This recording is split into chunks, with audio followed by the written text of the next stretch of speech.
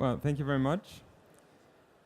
So, yeah, I'd like to give a quick overview about what we do, how we see the market, what we see as challenges out there, and how we reacted to that. I don't know if you're all familiar with the Otto Group, what we're doing, especially in Germany. We're obviously still very famous for the old mail order catalog. But as you can see here, we started very early to transfer the business into the online era. And this was in '95, 20 years ago, our first online shop. And there weren't that many online shops around in Germany and Europe. And if you have a look at the screen, you know why, because it wasn't actually user-friendly and very interesting to buy there. But obviously that developed a bit over the years. I'm just showing you very quickly what we're doing, so just to give you a little bit of background. Well, from 9 million in online sales in '95, now over the last 20 years, we increased that to over 6.5 billion euros with approximately 120 online shops. And this is how the landscape looks. And this is not only, we're not showing this only because it's our showing off chart.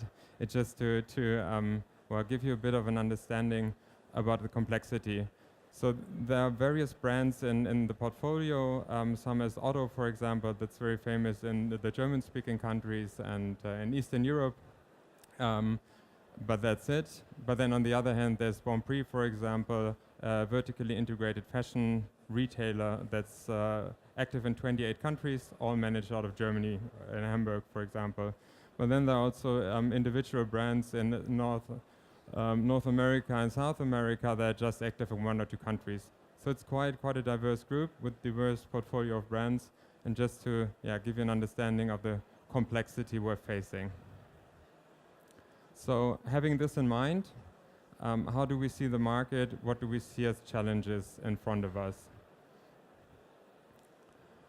So I think very obvious. Until the years of 2000, the business was quite easy for us. We were sending big catalogs twice a year to a very loyal base of customers.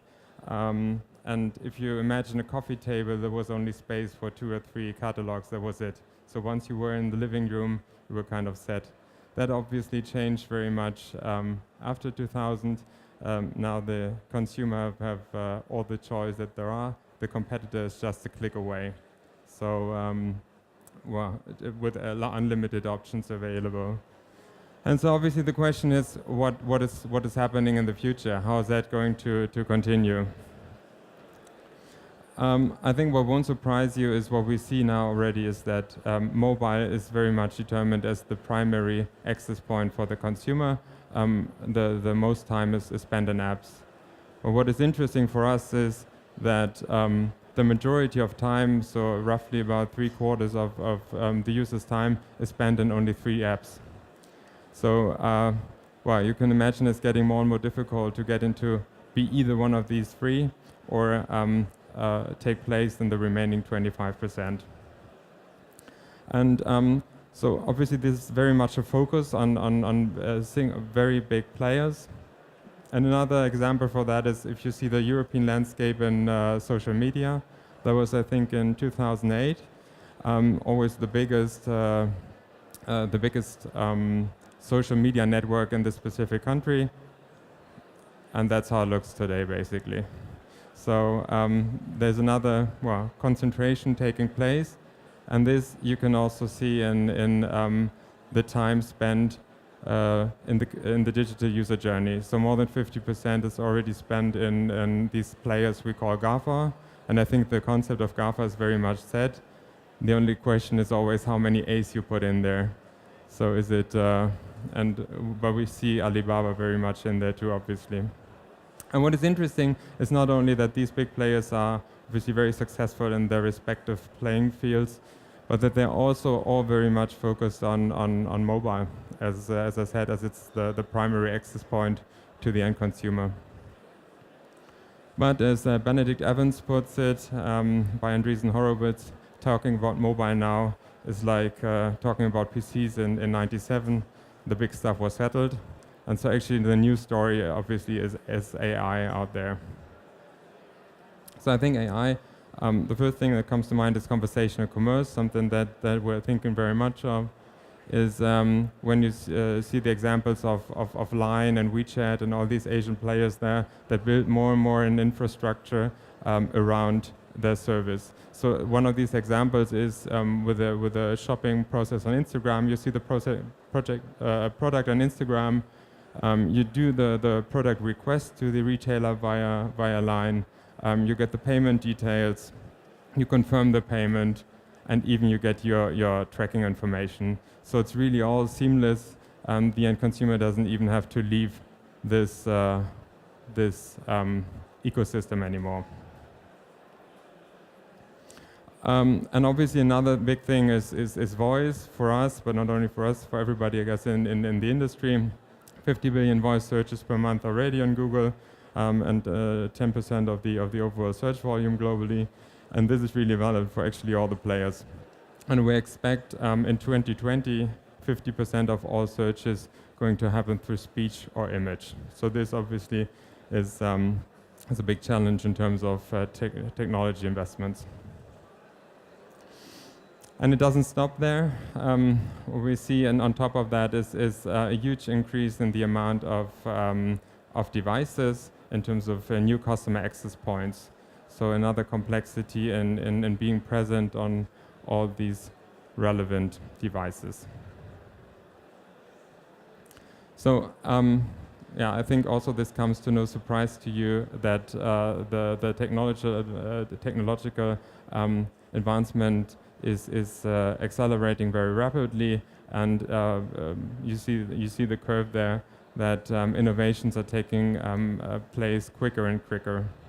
What on the other hand, and this is always very impressive, this graph by Yale University, decreasing the average life expectancy of companies. And especially if you have a look at the middle, for example, coming from a company or working for a company that's already over 70 years old, it's give you a bit of a chill. So coming from that, what do we do with that? So obviously, as I said before, we started quite a time ago as a traditional mail order company. We are very much transformed into the digital era. But where do we go from here? So our main objective, obviously, is still to transform the core business. How do we do that? Well, we do that actually along 4 pillars. So the basic idea is, in order to transform the entire organization, we do that on 4 ways. First of all, obviously, the most important thing, or the most important part, is to transform the core business, the multi-channel retail operations that we have, and then along the way, there are also some other initiatives I'm going to talk about now.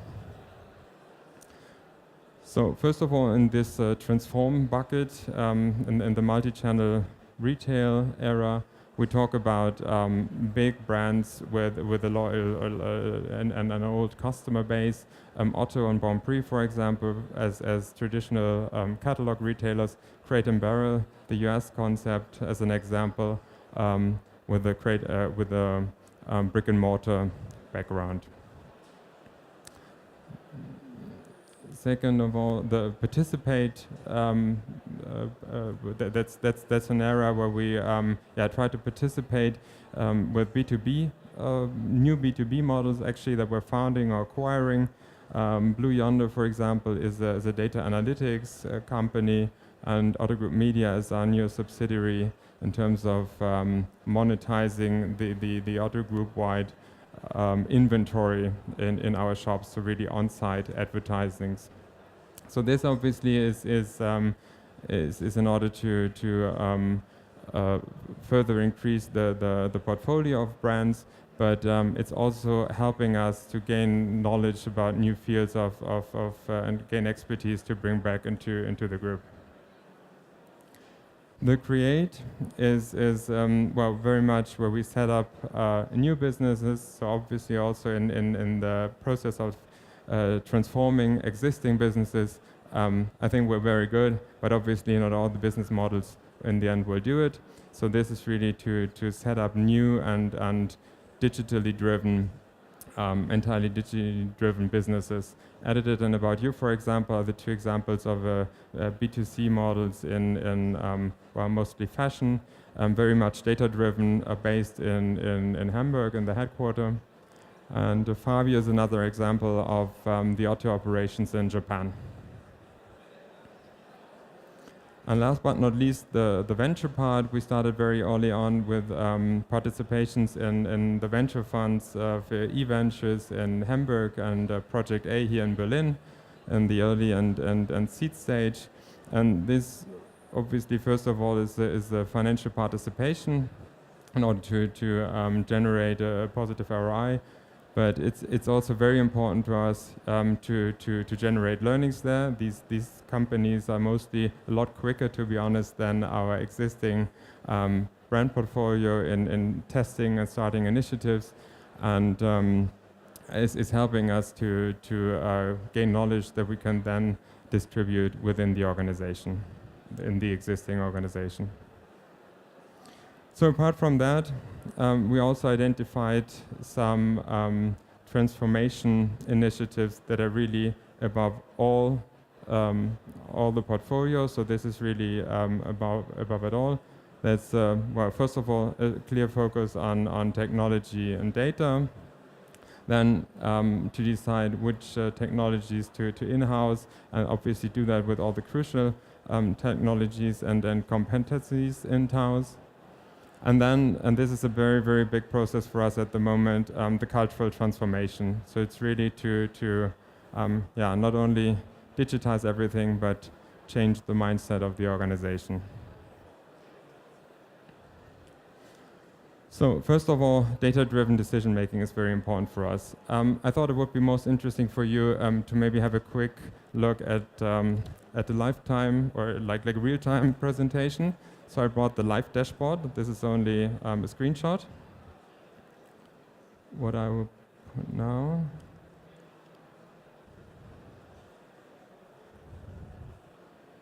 Doesn't work.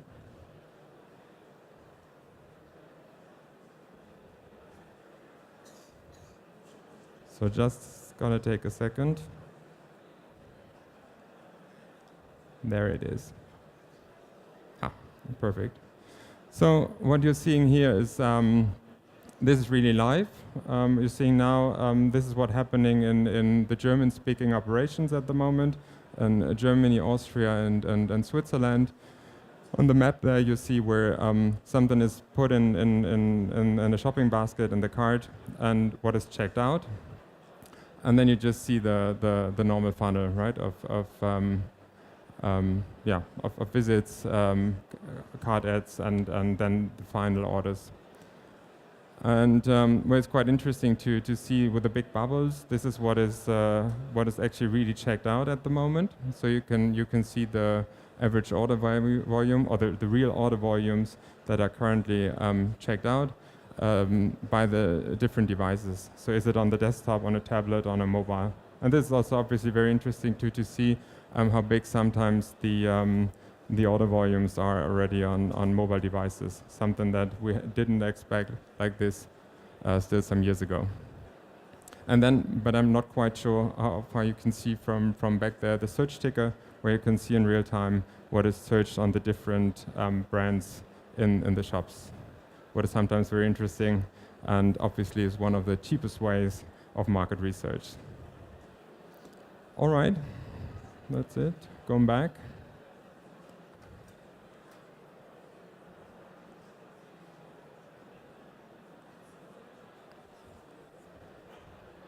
Perfect. So why did I show you that? Obviously, this is not how we really manage the business. I mean, from this data, there's nothing you can use for your daily business as a marketing manager or an online shop manager. But what we found very important, we show that everywhere, in the cafeteria, when you enter the building, wherever you are. So it's really to explain to an organization that had a business that was very much different 20 years ago, what these KPIs mean, to really explain to everyone what a conversion rate is and the importance of a conversion rate, stuff like that. So we saw that as very important. Obviously, together with that is, as a central BI unit, we gather all this data, and we provide that to the single entities. So there's an BI tool behind it where all the different brands can log on, see all their data, and we call that data democracy because in comparison to as in former times, everybody has access to it, really from the managing director to the intern. And not only regarding the data of your own brand, but also of all the other brands of the group. And that was quite a fight in the beginning, but I think very successful, also allowing benchmarks and stuff. So another important thing, obviously, is identifying technologies, and as I said before, really to decide which ones are the crucial ones, are the important ones. There's a big team in the innovation management we're having in the headquarters, really screening tons of innovations and technologies all year round, and deciding always what's hot, what's not, what did we think was hot but is not anymore. So really deciding on that, then doing proof of concepts with the single brands, and then deciding what we roll out and where we really have to set up internal resources to do that. And obviously coming along with that, it was very important to establish a try and error culture. So if you do that, doing a lot of testing, it's, you do a lot of trials, but that also means that you have to, unfortunately, sometimes do a lot of errors. And then actually the last point of this overall change is something we call the cultural transformation. And as I said before, there was quite a big process. It's really not a project, it's a process that we kicked off, I think 2 years ago now. What I'm showing you here is there was the central page of the intranet, and where all the different executive board members had to choose their individual area of participation, basically. So there was, in terms of collaboration, more focus on the customer, KPIs, initiative on speed, and all this. And this was all gathered it's still active in a central block where everybody, all the executive board members and their teams, they gathered around teams around them from all different hierarchy levels in the organization, where they really show in a very transparent manner what they're doing there, what the process is, how they're advancing, and everything. And obviously, not only this transparency in terms of push that they show the organization what they're doing, but also what we found very important was to enable better communication. So what you see here, this is an example of the entire internal chatbot we're having. This is, for example, where one of the board members is discussing with the entire staff, so everybody can comment, leave comments, discuss whatever topics, and discusses here. The thing, and that is very German, is when, as we identified that in addition to a long cultural or long process of cultural change, what is also actually frankly quite boring as a process, you need some lighthouse projects. And there was one thing, for example, was an initiative by the executive board when they offered instead of the informal Sie, as we have in German, instead of the formal Sie, they offered the informal Du, and they also discussed with the workforce how that was perceived, and that was actually perceived as being quite open and quite innovative. And then actually the last part is also that what is also really cannot said enough, how important it is to also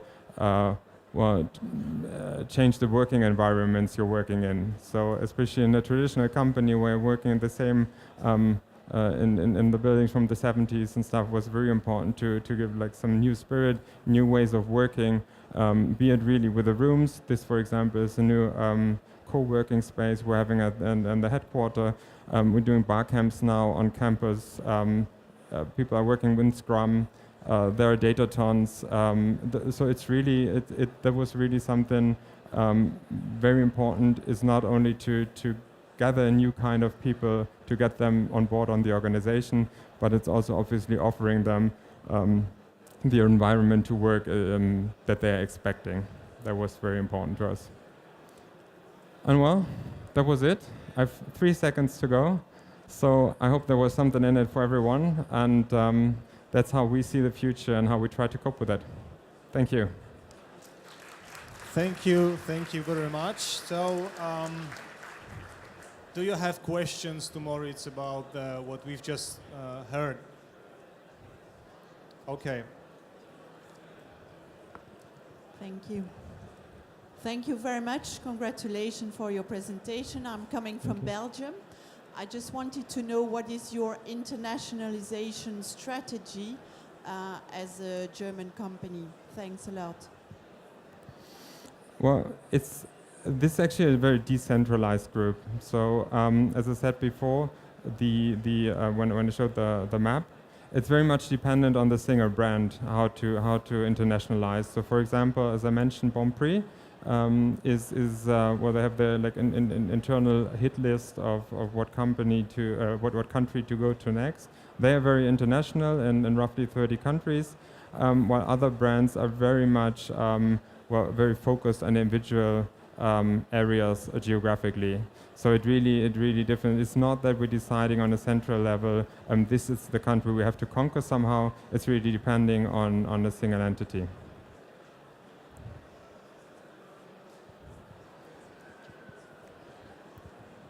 Hi, thank you for your presentation. Well, I'm coming from France. I'd like to know how to work on the physical part of your e-commerce business. I mean, logistics, for instance. How do you improve it, or how do you change it? Sorry, supply chain and delivery, for instance. How do you transform these activities of your business? Well, I think this is also a very individual question maybe. Also depends very much if you're in high frequency, the same example at Bonprix, for example, in a very fast fashion, where you need totally different supply chains, obviously, than with the more traditional models. But what we just see is that obviously the entire organization had to change in terms of procurement, where the buying process has changed entirely.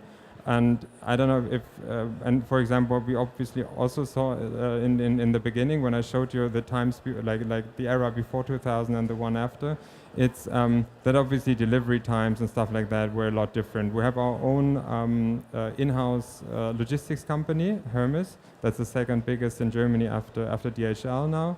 And so I think we need that, and they're offering the services to the in procurement and also in last mile delivery to the consumer, to the single entities. I think that was very important there, and they obviously, because they're also active in the market, they have to be market standard there. And it was a long process because obviously the consumer behavior is changing very much, right? And in former times it was enough. It took you 3 weeks maybe to bring furniture to the customer. This is not enough anymore. But this was really a long process. We started very early on, and I wouldn't say we're there yet, but I think it was continuous improvement. Okay. I have a question about marketplace. Does Otto have a plan to open a platform, become a marketplace? Like I say, compare with Amazon, Otto probably is the second biggest in the world as an online shop, but Amazon is given much more price range, the product range or variety to the consumer. Facing this competition, how does Otto do? Well, so at the moment there are no plans to open up Otto in terms of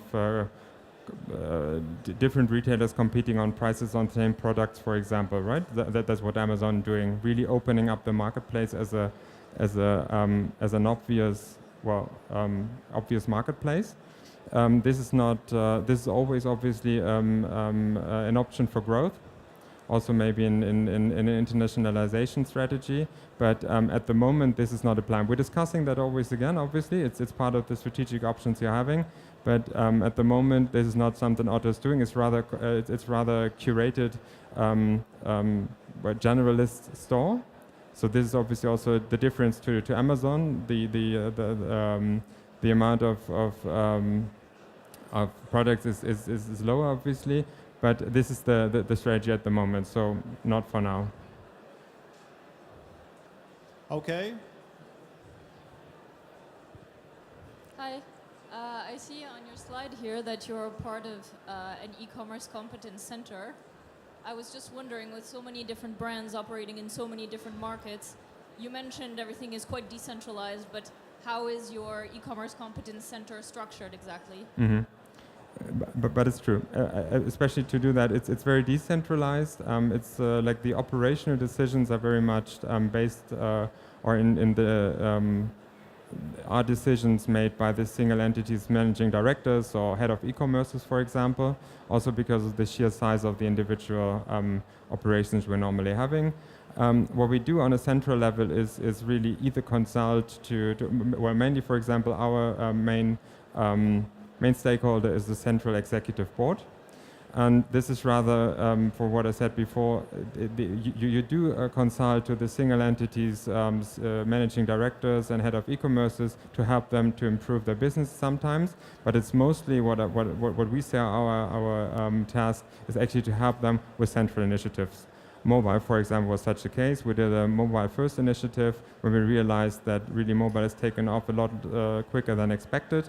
We have a mobile acceleration center, for example. This really building apps for the single entities, doing that as a service to all the different entities. Because we think you always need local management, understanding how the market works and the specialities, and then you can do central technical base components, let's say, you can provide to them.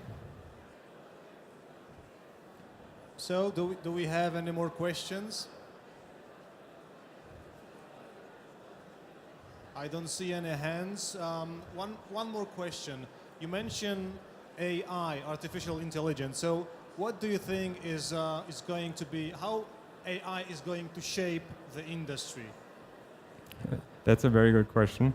And I really think it's too early to tell. So what we just see is that there's a lot going on, and we have to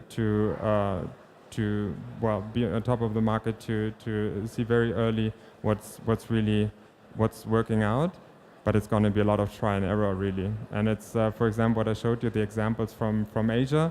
Are we all going to be shopping in WhatsApp in the future? I'm not quite sure, but I think it's just we're trying to test as many initiatives possible and to really see where this is going. But I think it's gonna be huge, and I think the retail in 10 years is gonna look, or in 5 years, gonna look totally different from the one today. But if I knew, we'll feel a lot better. Okay, so thank you very much. Thank you again. Give a warm welcome to Moritz. Thank you.